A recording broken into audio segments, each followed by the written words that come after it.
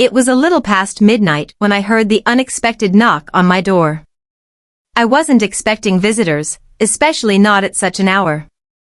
My heart raced as I debated whether to answer or pretend I wasn't home. But curiosity got the best of me. I slowly opened the door, and there he was, Brian, my 19-year-old stepson, standing in the dim glow of the porch light. He looked exhausted, his eyes a mixture of fear and desperation. "Can I come in?" he asked, his voice barely above a whisper. I nodded, stepping aside to let him in, my mind already racing with questions. Brian and I had never been particularly close. After his father, David, and I got married, Brian mostly kept his distance. He was polite but reserved, never opening up about his life. So why was he here now, in the middle of the night, looking like he'd just been through a storm? As he sat down on the couch, I noticed his hands trembling slightly. I tried to offer him some tea to ease the tension, but he shook his head. "I need to talk to you, Emma," he said, his tone serious. It was the first time he'd called me by my first name instead of the generic hey. The weight of whatever he was carrying was evident, and I knew this wasn't going to be an ordinary conversation. He hesitated for a moment, as if struggling to find the right words. "I didn't know where else to go," he admitted, his voice breaking slightly.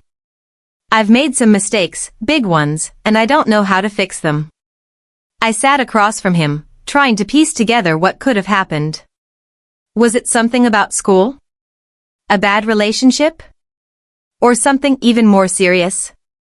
My mind filled with worst-case scenarios, but I knew I needed to be patient and let him tell his story in his own time. Just as he was about to continue, there was another knock at the door, sharp and urgent. Brian's face turned pale, and I could see the panic in his eyes. "Don't open it," he pleaded, his voice trembling. And in that moment, I realized this was just the beginning of a night that would change everything. I froze in place, my hand lingering inches from the doorknob. The urgency in Brian's voice sent a chill down my spine. Who could be at the door at this hour? And why was Brian so desperate for me not to open it? "Brian," I whispered, glancing back at him. "What's going on? Who is it?" He shook his head, his face pale, beads of sweat forming on his forehead. "Please, Emma, just don't. I'll explain everything, I promise. But not now. Not while they're here." "They?" I repeated, my heart pounding. It wasn't just one person. There was more to this than I'd thought, and Brian's fear was palpable. The knocking came again, louder this time, followed by a voice, a man's voice, calling out. "We know you're in there, Brian. Open up." Brian sank deeper into the couch, his hands gripping his knees tightly. "Please," he begged again, his voice cracking. "Don't let them in. Just trust me." I stared at the door, my mind racing. I wanted to press him for answers, but the urgency of the situation demanded I act first. I flipped the deadbolt, ensuring the door was locked, and turned back to Brian. "Okay. You're safe.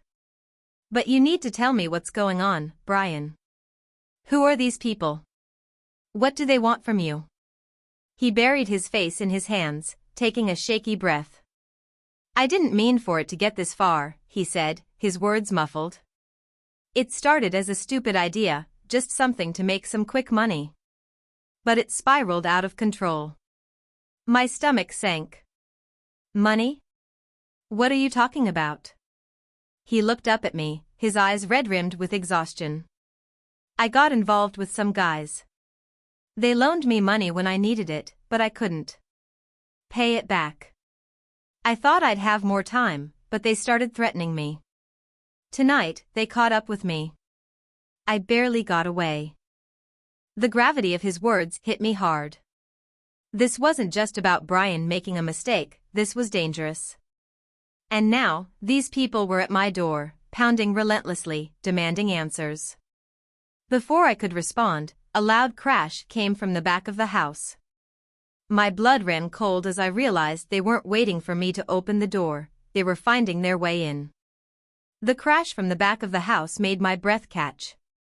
My pulse thundered in my ears as I turned to Brian, whose face was now drained of all color. "They're coming in," he whispered, his voice trembling. "Stay here," I said firmly, grabbing my phone. I wasn't sure what I planned to do, but I knew I had to protect him and myself. My thoughts were a blur of fear and anger. Who were these men? And how had Brian gotten involved in something this dangerous? As I crept toward the hallway, I could hear muffled voices and the sound of footsteps on the hardwood floor. They were inside. My grip on the phone tightened, my thumb hovering over the emergency dial. But then I hesitated. What if calling the police escalated things? What if these men weren't just after money but something worse? I peeked around the corner and caught a glimpse of two men. One was tall and wiry, with sharp, angular features and a cold, calculating look in his eyes. The other was stockier, his demeanor menacing as he scanned the room.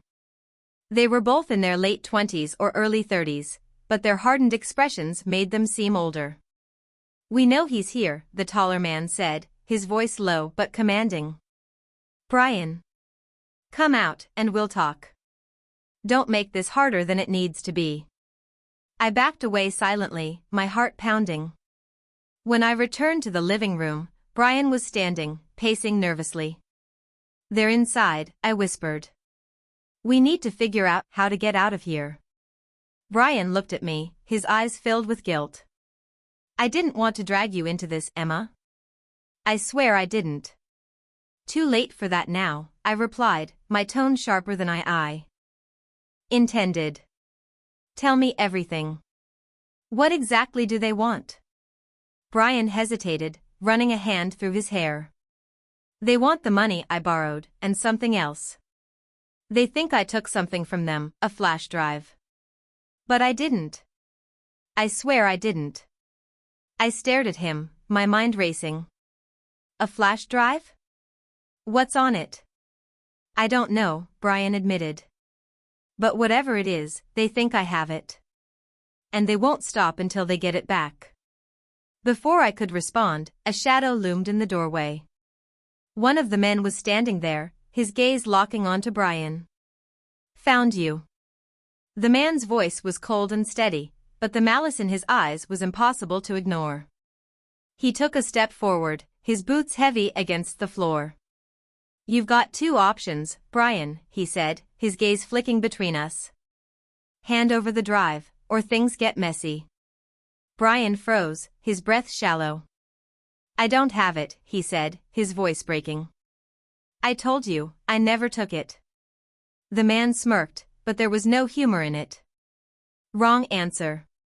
He reached into his jacket, pulling out something small and metallic, a knife. My stomach lurched as I instinctively stepped between him and Brian. "Stop!" I shouted, my voice firmer than I felt. "You're not going to hurt him. Whatever this is about, we can talk it out, but you're not laying a hand on him." The man tilted his head, his expression amused but not softened. "And you are?" "His stepmother," I said quickly, holding my ground despite the fear threatening to paralyze me. "And if you think I'm going to let you terrorize him in my house, you've got another thing coming." Behind me, I could feel Brian trembling. "Emma, don't," he muttered, but I ignored him. The second man, the stockier one, appeared in the hallway, crossing his arms as he leaned against the wall. "We don't have time for this," he said impatiently. "The boss wants the drive tonight. If the kid doesn't have it, he needs to tell us who does." "Wait," I said, holding up my hands. "Let's say Brian doesn't have it. Let's say someone else took it or you're wrong about him. What happens then?" "You're terrorizing the wrong person." The taller man narrowed his eyes, his expression darkening. "We don't make mistakes, lady. The boss saw him at the warehouse. He's the one who was there." Brian suddenly stepped forward, surprising me. "I was at the warehouse," he admitted, his voice shaking. "But I didn't take anything. I swear." "Then why run?" the stocky man shot back, his tone sharp. "Because you were after me." Brian shouted. You think I'm going to stick around and explain myself to guys like you? The taller man took another step closer, his knife gleaming in the dim light. Enough games. We're done asking nicely. And then came a sound that froze everyone in place, a faint but unmistakable siren in the distance, growing louder by the second. I don't have it. Brian repeated, panic creeping into his voice.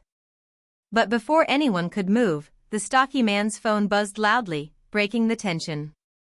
He pulled it out, glanced at the screen, and swore under his breath.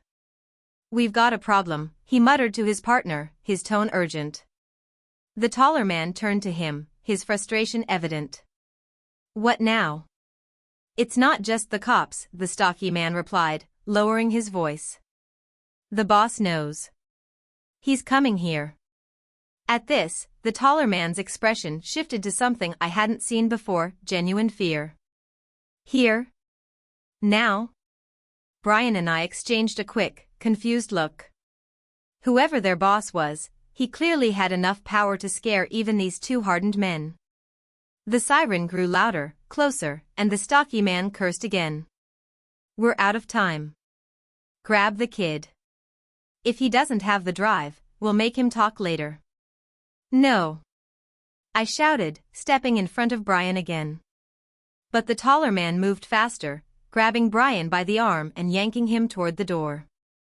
Just then, another sound cut through the chaos, a sharp knock at the front door, deliberate and controlled.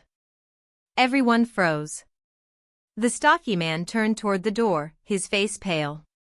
That's not the cops, he whispered.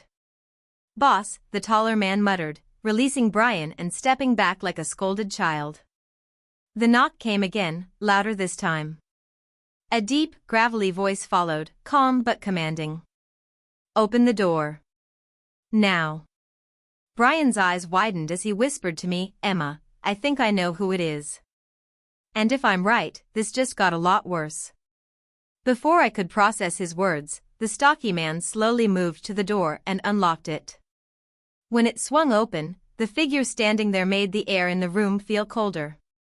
The real nightmare had just begun. The door creaked open slowly, revealing a man who exuded an air of quiet authority. He was tall, dressed in a sharp black coat, and his piercing eyes seemed to assess everyone in the room with a single glance. The two men who had stormed into my home moments earlier now stood frozen, their bravado replaced with uneasy silence. Brian, the man said, his voice smooth yet carrying an edge that sent a chill down my spine. You've caused me quite a bit of trouble. Brian's hands gripped the back of the couch for support as he stepped forward. I swear, Mr. Calloway, I didn't take the drive. I don't have it. Mr. Calloway raised an eyebrow, his expression unreadable. Then why are my men chasing you? Why did you run? Brian swallowed hard, glancing at me before answering. Because I was there, but not to steal. I saw someone else take it. I know who has it. The room went deathly quiet. Even the two henchmen looked surprised, exchanging unsure glances. You saw someone? Calloway asked, his tone skeptical yet intrigued. He stepped further into the room, closing the door behind him with a deliberate click. Yes, Brian said, his voice trembling. It was someone from inside your group. A guy with a snake tattoo on his wrist. I didn't know what he was taking, but when I saw the drive in his hand, I realized it was important.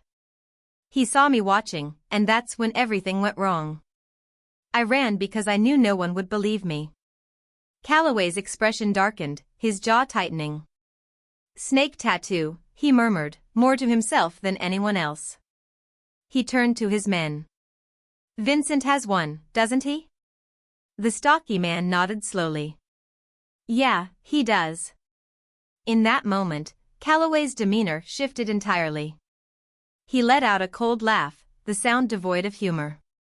Well, Brian, it seems you've given me something even more valuable than the drive. What happens now?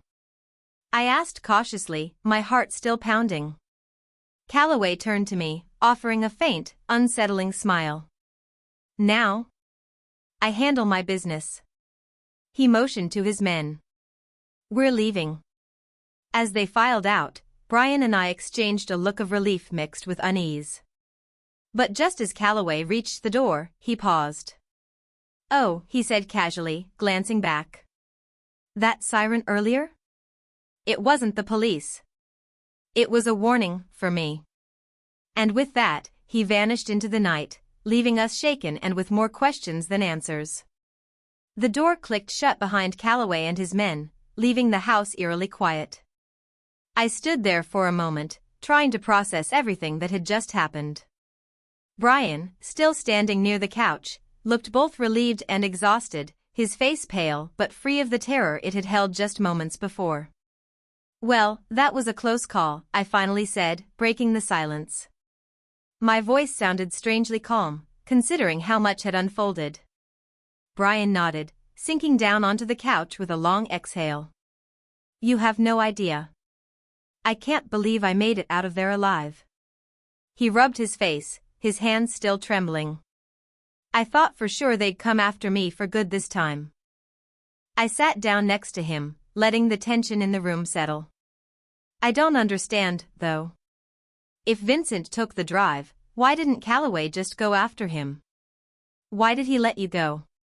Brian shook his head. "He has his own way of handling things. Vincent's valuable to him in a different way, and I guess, for now, I was just a pawn. But I'm sure Calloway will deal with him soon enough. It's the kind of thing you don't get away from." I could sense the weight lifting off Brian's shoulders, but there was still that lingering sense of unease. Whatever world he had gotten involved in, it wasn't going to let go easily. "What happens now?" I asked, genuinely concerned. "I don't know," he admitted. "But I'm done. I can't go back to that life. I'll figure something out, start over. For real this time." And for the first time that night, I saw something in Brian's eyes, his determination. Maybe he was ready to leave the mess behind, but I knew it wouldn't be easy. The next few days were quiet. Brian stayed with me for a while, but we both knew things would never be the same. Calloway was still out there, and the danger wasn't over. But for now, we were safe. As the weeks passed, Brian took the necessary steps to distance himself from the people he'd been involved with. No more running, no more lies. I'd like to say everything worked out perfectly, but the truth is, some things are never fully resolved. People change, but scars remain. So, what do you think? Did you enjoy this story? Let me know in the comments what kind of stories you and #039 do you like to hear next. Your feedback means a lot.